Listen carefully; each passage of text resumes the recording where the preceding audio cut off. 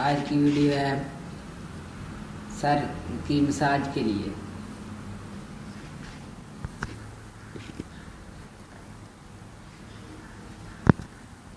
आप जल्दी से इस वीडियो को लाइक एंड सब्सक्राइब करें। चलो इस वीडियो की जानिब चलते हैं।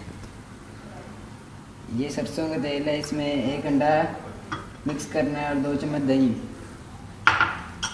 ये देख,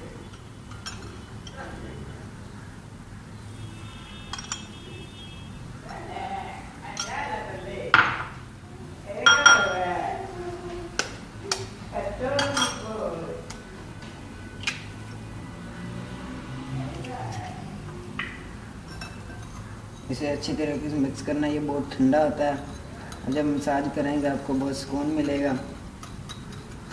अच्छे तरीके से मिक्स करना है। मसाज करने के बाद काफ़ी देर इसको मेहंदी की तरह सूखने देना है।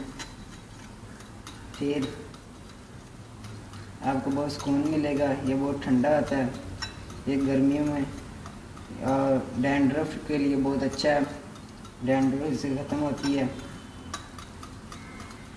बहुत अच्छे तरीके से हिलाएं, मिक्स करें और सर की मसाज करें।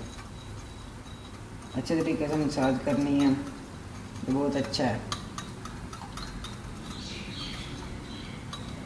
ये बहुत यूज़फुल है।